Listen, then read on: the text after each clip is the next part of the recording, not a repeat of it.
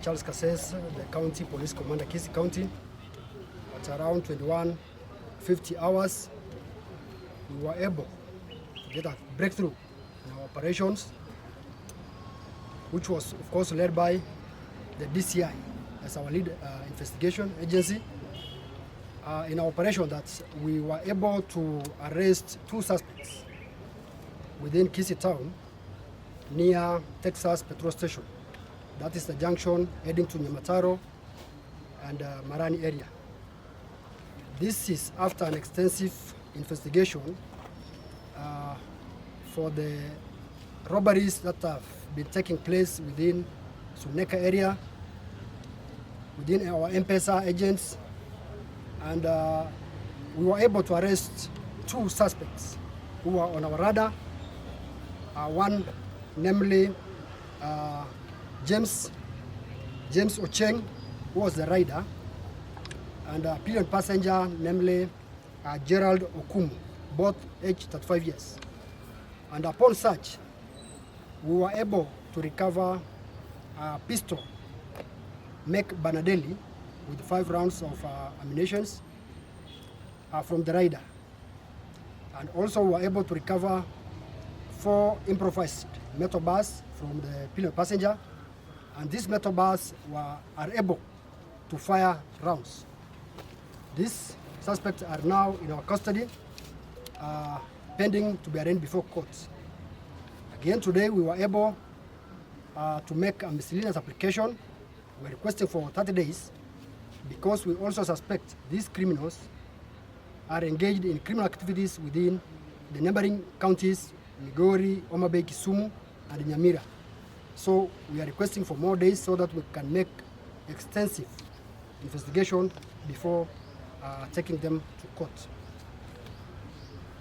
This exhibit, the pistol and the metal bars, are now kept at Suneka police station as exhibits.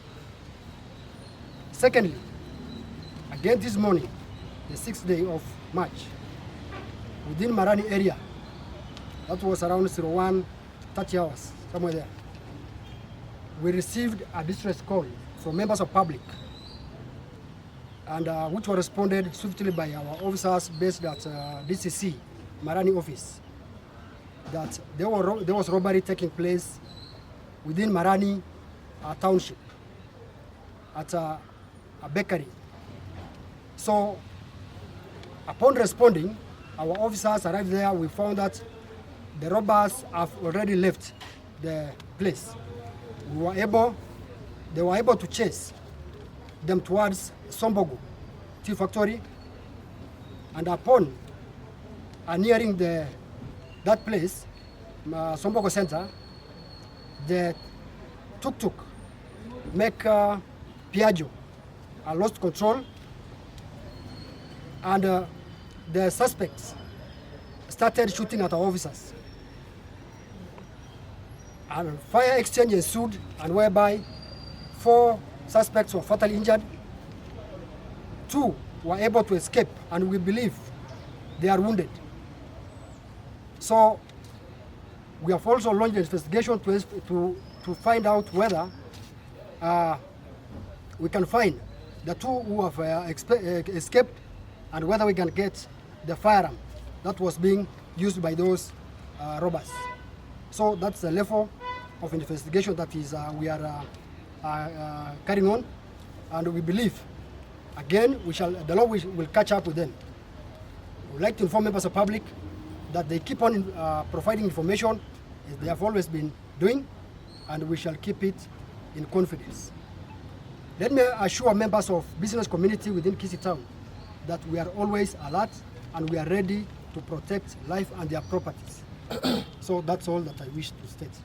Thank you. And for those who are fatally shot in Marani, are they people who maybe have been in your radar for quite some time? So far, those people they are still unknown, and we call members of public, maybe if they can identify them, so that we can know this kind of elements. Marani, we were able, after doing a thorough search on the bodies of the fatally injured victim suspects, we were able to recover an axe and a knife.